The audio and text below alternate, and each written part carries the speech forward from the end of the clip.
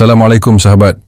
Setiap muslim yang beriman pasti mengetahui bahwa puasa Ramadan merupakan salah satu dari 5 rukun Islam yang wajib dijalankan setiap tahunnya.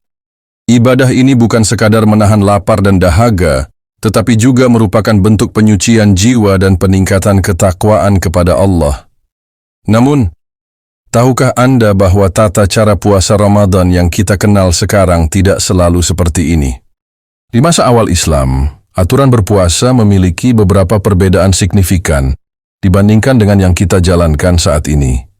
Awalnya, ada kelonggaran bagi mereka yang merasa berat menjalankan puasa, aturan waktu sahur dan berbuka lebih ketat, serta ada tahapan perubahan dalam kewajiban ini sebelum mencapai bentuk yang kita jalankan sekarang. Video ini akan mengupas secara lengkap, panjang dan detail bagaimana sejarah awal perintah puasa Ramadan diturunkan, bagaimana kaum muslimin pada masa Rasulullah SAW menjalankannya, bagaimana perubahan-perubahan terjadi, serta dalil-dalil Al-Quran, hadis, tafsir ulama, dan hikmah di balik perubahan-perubahan tersebut. Pembahasan pertama, awal mula puasa dalam syariat sebelum Islam. Puasa bukanlah ibadah yang baru diperintahkan hanya kepada umat Islam. Jauh sebelum perintah puasa Ramadan diwajibkan, puasa telah menjadi bagian dari ajaran agama-agama samawi terdahulu seperti Yahudi dan Nasrani. Hal ini ditegaskan dalam firman Allah. Wahai orang-orang yang beriman, diwajibkan atas kamu berpuasa, sebagaimana diwajibkan atas orang-orang sebelum kamu, agar kamu bertakwa. Quran Surah Al-Baqarah, ayat 183.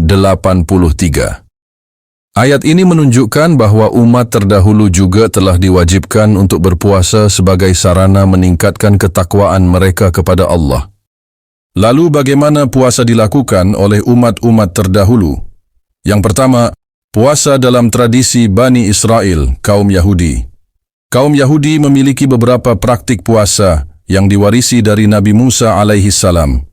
Salah satu puasa mereka yang paling terkenal adalah puasa Ashura, 10 Muharram, yang dilakukan sebagai bentuk syukur atas diselamatkannya Nabi Musa dan Bani Israel dari Fir'aun di Laut Merah. Mereka juga memiliki puasa Yom Kippur, yang merupakan puasa 1 hari penuh sebagai bentuk tobat dan penyucian diri. Yang kedua, puasa dalam ajaran Nabi Isa alaihissalam, kaum Nasrani. Kaum Nasrani memiliki tradisi puasa panjang seperti puasa Prapaskah, Lent, yang dilakukan selama 40 hari. Diriwayatkan bahwa Nabi Isa alaihissalam sendiri pernah melakukan puasa selama 40 hari berturut-turut di padang pasir, sebagaimana disebutkan dalam Injil Matius 4 ayat 2. Yang ketiga, puasa pada masa jahiliyah, masyarakat Arab sebelum Islam. Sebelum Islam datang, kaum Quraisy juga sudah memiliki tradisi puasa. Rasulullah SAW sendiri pernah menjalankan puasa sebelum turunnya perintah puasa Ramadan. Salah satu puasa yang dilakukan oleh masyarakat Arab jahiliyah adalah puasa Ashura, yang kemudian diadaptasi dalam Islam, tetapi tidak lagi diwajibkan setelah puasa Ramadan ditetapkan. Dalam hadis dari Aisyah radhiyallahu anha, beliau berkata, dahulu kaum Quraisy berpuasa pada hari Ashura di masa jahiliyah, dan Rasulullah pun berpuasa pada hari itu. Ketika beliau datang ke Madinah, beliau juga berpuasa dan memerintahkan orang-orang untuk berpuasa. Dari sini kita bisa melihat bahwa praktik puasa telah dikenal luas di berbagai peradaban sebelum Islam.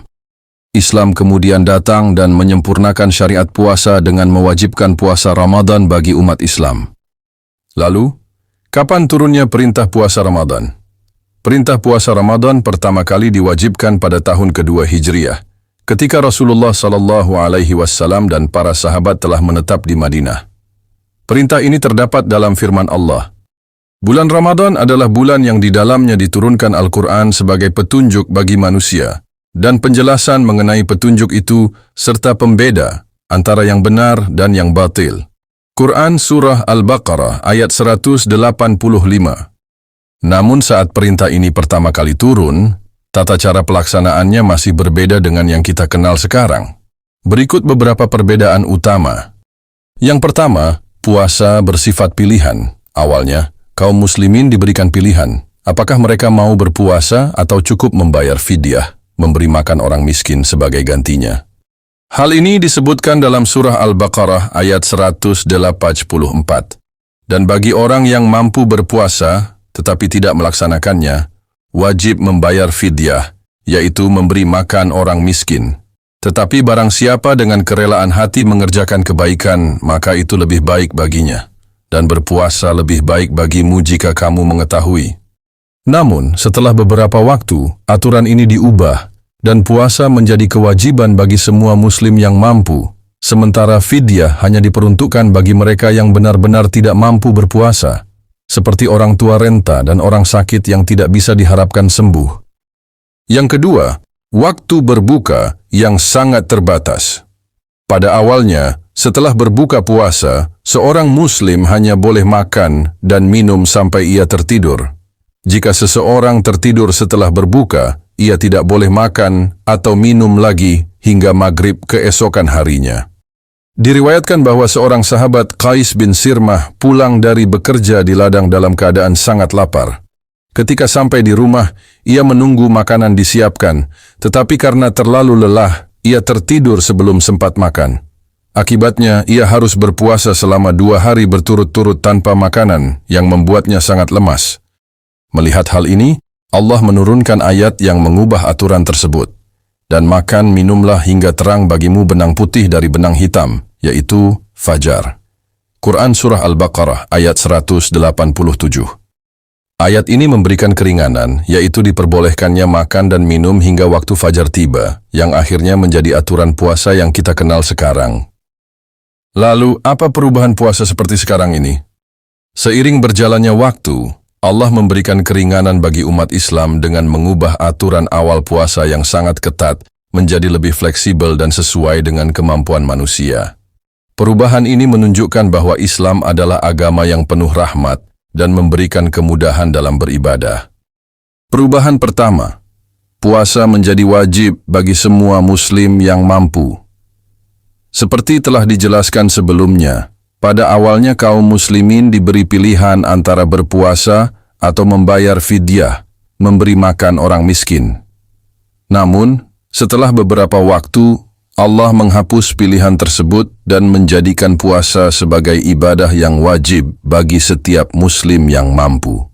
Perubahan ini terjadi setelah turunnya ayat berikut. Karena itu, barang siapa di antara kamu hadir di negeri tempat tinggalnya di bulan itu, maka hendaklah ia berpuasa. Quran Surah Al-Baqarah ayat 185. Dengan turunnya ayat ini, puasa tidak lagi bersifat pilihan, tetapi menjadi kewajiban bagi semua muslim yang dalam keadaan sehat dan mampu melaksanakannya. Namun Allah tetap memberikan keringanan bagi kelompok tertentu yang benar-benar mengalami kesulitan untuk berpuasa, seperti yang pertama, orang sakit yang sulit sembuh. Yang kedua, orang tua yang sudah lemah dan tidak mampu berpuasa. Yang ketiga, wanita hamil dan menyusui jika khawatir akan kondisi dirinya atau bayinya. Yang keempat, musafir yang sedang dalam perjalanan jauh. Bagi mereka yang tidak mampu berpuasa dalam jangka waktu lama, fidyah tetap menjadi solusi sebagaimana disebutkan dalam ayat sebelumnya. Namun, bagi mereka yang hanya mengalami kesulitan sementara, seperti sakit yang bisa sembuh atau bepergian, mereka diperbolehkan tidak berpuasa, tetapi wajib menggantinya di hari lain. Perubahan kedua, waktu sahur dan berbuka menjadi lebih fleksibel. Pada awalnya, jika seorang muslim tertidur setelah berbuka puasa, ia tidak diperbolehkan makan atau minum lagi hingga maghrib keesokan harinya. Hal ini tentu sangat berat bagi banyak orang, terutama bagi mereka yang bekerja keras, seperti para sahabat Rasulullah SAW. Seperti kisah yang terjadi pada sahabat Qais bin Sirmah, yang kelelahan setelah bekerja di ladang dan tertidur sebelum sempat makan. Karena aturan saat itu melarang makan setelah tidur, ia harus menahan lapar dan haus hingga malam berikutnya, yang menyebabkan tubuhnya menjadi sangat lemas. Melihat kesulitan yang dihadapi umat Islam, Allah kemudian menurunkan ayat yang meringankan aturan tersebut, yaitu, dan makan minumlah hingga terang bagimu benang putih dari benang hitam, yaitu fajar. Quran Surah Al-Baqarah 187. Dengan turunnya ayat ini, kaum muslimin diperbolehkan makan dan minum hingga waktu fajar tiba, sehingga mereka memiliki cukup waktu untuk mengisi energi sebelum berpuasa. Inilah yang kita kenal sekarang sebagai waktu sahur. Selain itu, di dalam ayat yang sama Allah juga menjelaskan diperbolehkannya hubungan suami istri di malam hari selama bulan Ramadan, sesuatu yang sebelumnya dilarang. Dihalalkan bagi kamu pada malam hari bulan puasa bercampur dengan istri-istri kamu.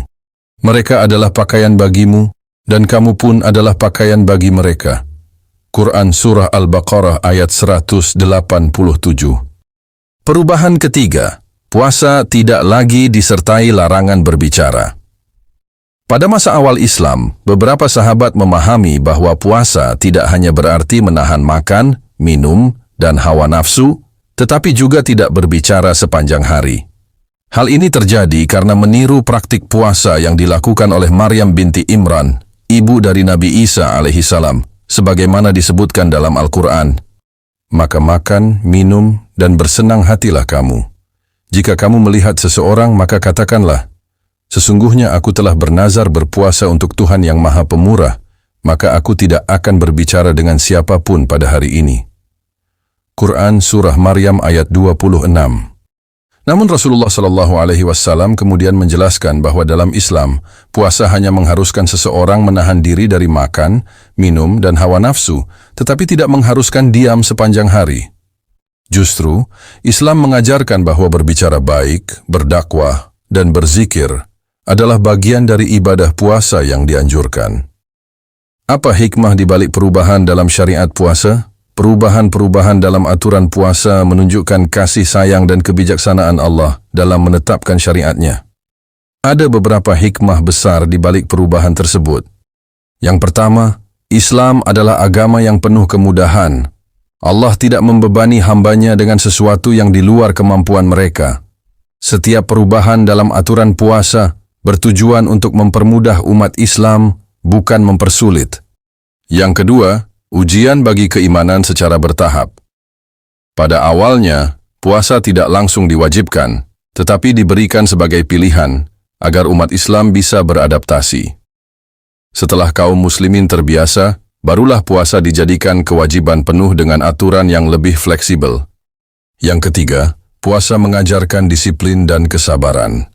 Dengan adanya perubahan waktu sahur dan berbuka, umat Islam belajar untuk lebih teratur dalam menjalankan ibadah.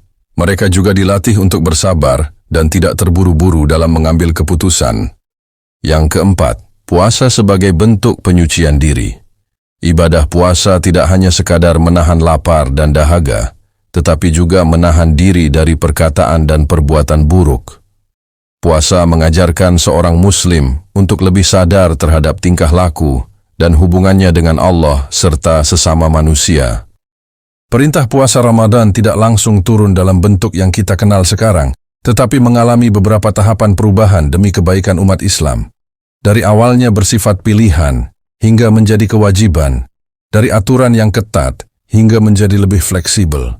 Semua perubahan ini mencerminkan rahmat Allah dalam memberikan syariat yang sesuai dengan kemampuan manusia. Puasa Ramadan bukan hanya tentang menahan lapar dan dahaga, tetapi juga sarana untuk meningkatkan ketakwaan dan mendekatkan diri kepada Allah.